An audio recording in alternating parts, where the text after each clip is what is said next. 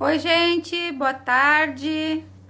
Boa tarde para quem está chegando aí. Boa tarde para quem está participando e acompanhando a Jornada da Inclusão, que é um projeto que já vem andando há 15 dias. São lives diárias às 17h07, com assuntos relacionados à inclusão, com assuntos relacionados ao desenvolvimento infantil, com assuntos relacionados à educação dos nossos alunos. Hoje eu não estou em casa, hoje eu estou na casa do meu pai, e por isso que o cenário está diferente. E hoje eu tenho um acompanhante aqui na live, hoje eu tenho um convidado aqui para nossa live. Ele já fez uma live comigo aqui no Instagram, e ele é meu filho, ele é fisioterapeuta, e eu disse para ele hoje, eu digo, hoje a live é contigo, vamos fazer a live juntos. E inclusive ele atende crianças que têm deficiência, crianças que precisam do atendimento fisioterápico no sentido de desenvolver as potencialidades, no sentido de desenvolver habilidades e que vão fazer com certeza a diferença lá na sala de aula, lá na alfabetização, lá no chão, lá no nosso campo de guerra. Esses profissionais fazem a diferença, fisioterapeutas, psicopedagogos, fonoaudiólogos, são pessoas que a gente deve criar pontes, que nem eu sempre digo, criar pontes com profissionais que vão fazer a diferença na nossa prática. Oi, Jaque, oi, Cris, Educar tá por aí também, tudo bom? Maria, que bom ter vocês aqui. Olha só, hoje a gente está acompanhado aqui desse baita profissional. E a gente vai conversar um pouquinho, então, nossos 15 minutos hoje é sobre a importância da fisioterapia lá na primeira infância, então, desde do primeiro mês ali, até a entrada na educação infantil. Até a permanência na educação infantil, por que não, né? E, Carlos, tu podia falar um pouquinho para nós sobre a questão do desenvolvimento desenvolvimento do tônus muscular, desenvolvimento da força, desenvolvimento da coordenação motora fina, que a gente sabe que é fundamental lá para o processo de alfabetização, né? Sim. Bom, eu me acostumando com câmera, não tenho costume. Mas, enfim. Qual é a importância da fisioterapia nesses casos, né? Tudo vai de acordo também, não é muito desde o primeiro mês, mas também é muito referente ao que essa criança apresenta, referente ao que acontece lá na gestação, né? Então, desde como foi a gestação dessa mãe, né, se teve alguma intercorrência que gerou alguma deficiência nessa criança, né? Tanto no momento do parto também, e aí essa criança apresenta uma deficiência, né? Que entre elas são diversas, existem deficiências genéticas, deficiências neurológicas por alguma lesão, alguma coisa assim, né? Ou alguma deficiência mais congênita. Existem casos, por exemplo, eu atendo um paciente onde ele tem artrogripose. Né? A artrogripose, ela gera uma limitação nas articulações. Nesse caso, não seria muito a questão do tônus desse paciente. Né? O que é o tônus, né? Para quem não sabe?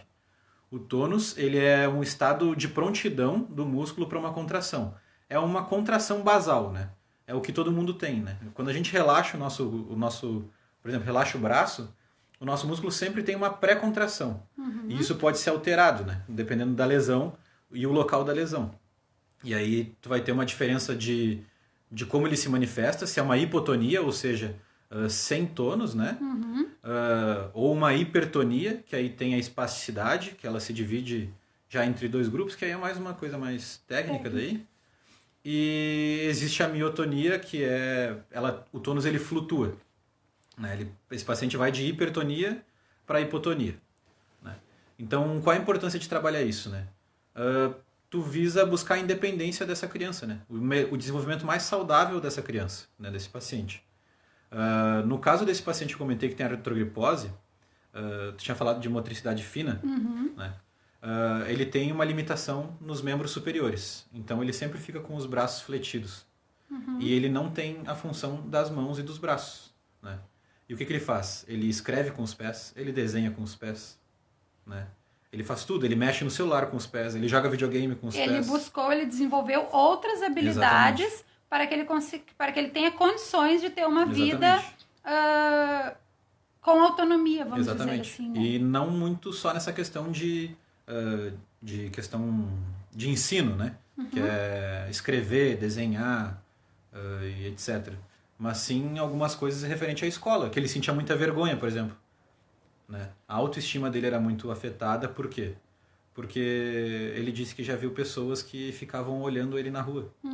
E na escola também. Aí ele caminhava escondendo o rosto. E o quanto o professor é importante nesse caso. Inclusive tem uma live da jornada que a gente conversou, a gente refletiu sobre a questão da autoestima. Do quanto o professor é fundamental para desenvolver a autoestima da criança, para valorizar, para mostrar para ela que cada pessoa é única e deve ser respeitada na sua forma. Você poderia passar algumas dicas para trabalhar com alunos que colocam muita força no tônus na escrita? Tá. O tônus, como eu disse, existe o tônus normal e existe o tônus patológico, que é por uma lesão, proveniente de uma lesão, né? Ou de uma alteração, enfim, por algum evento. Né? O paciente hipertônico, o paciente espástico, geralmente o paciente com paralisia cerebral, a gente vê muito isso. Né? O tônus ele é algo involuntário. O que são as coisas que alteram o tônus? É ansiedade, medo, insegurança, ou ele quer brincar. Já tive muitos pacientes que a gente estava fazendo a física, ele queria brincar e o braço já vinha já. Por quê? Porque são estímulos excitatórios, né? Que liberam uma adrenalina, liberam estímulos excitatórios e esse tônus ele aumenta. O que modula o tônus? Exercício. Né? Existem muitas referências que falam do alongamento, né? Mas o exercício. Qual é o mais recomendado? Aí é o acompanhamento junto com uma terapeuta ocupacional e um fisioterapeuta, e aí junto com a professora. Vocês terem esse contato com os profissionais de saúde que acompanham esse paciente. Né? Vocês chegarem a falar, ter o contato direto deles, o telefone deles. Eu estou com um aluno tal, ele é assim, ele está tendo dificuldade para isso. O que vocês poderiam fazer para trabalhar isso, para a gente poder ter um melhor proveito dele na sala de aula? Né? O que vocês podem fazer é trabalhar com fisioterapeuta ou com terapeuta ocupacional isso. Ele vai modular, vai trabalhar essa modulação desse tônus, e aí sim ele vai lhe passar os macetes, né? Vai te passar algumas dicas de o que esse paciente precisa, né? Porque é muito único, não existe uma bula, né? Cada paciente é único, tipo assim... Não existe uma bula. Tem que ser feita uma avaliação para saber quais são as interferências Exatamente. que têm que ser feitas para desenvolver essa... vamos dizer assim, fazer essa físio, né? Fazer esse exercício.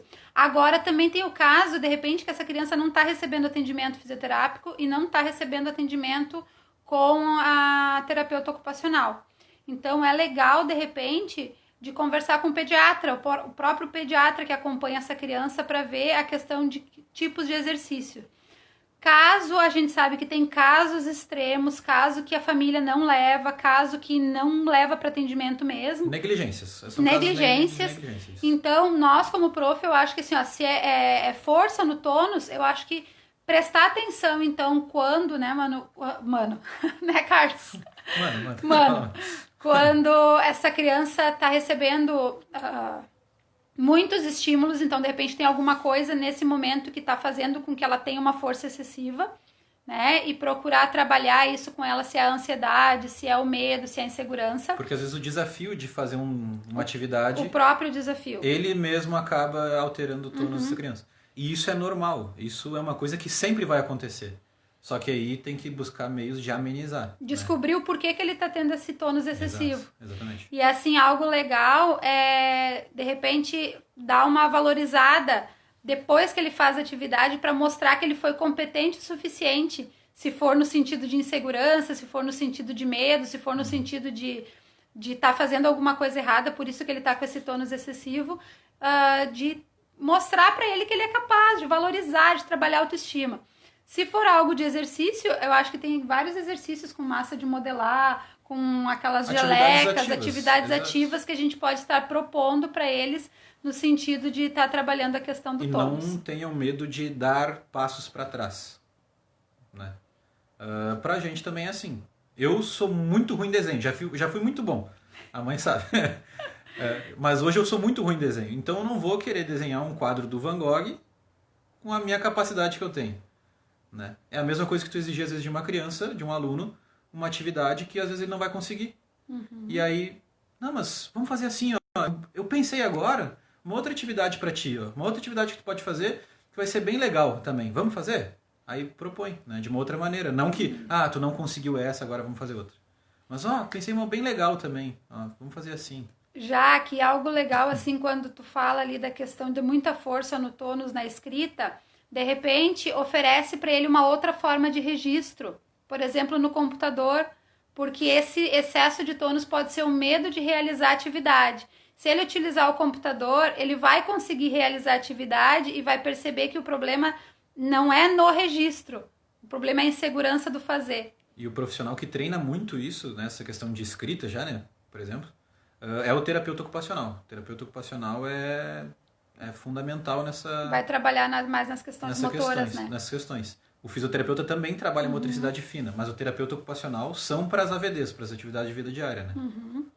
Então é bem bacana assim, esse engajamento do terapeuta ocupacional, do fisioterapeuta e do professor, e por que não também do psicólogo também nesses casos que... Na real, são pontes que a gente tem que estabelecer. Todos os profissionais que estão com essa criança, que estão atendendo essa criança, são super importantes na vida dela, e cada um dentro da sua especificidade, dentro do que estudou, dentro da sua profissão, vai fazer a diferença na vida dela. Então a gente também precisa estar estabelecendo pontos, a gente precisa fazer parceria. Um profissional só, um fisioterapeuta não vai fazer a diferença na vida dessa criança. Um psicólogo sozinho não vai fazer a diferença. Então cada um precisa fazer a sua parte e a gente precisa falar a mesma língua. Então tá, pessoal. A nossa live das 17h07 hoje foi com o acompanhante, então, com o Carlos.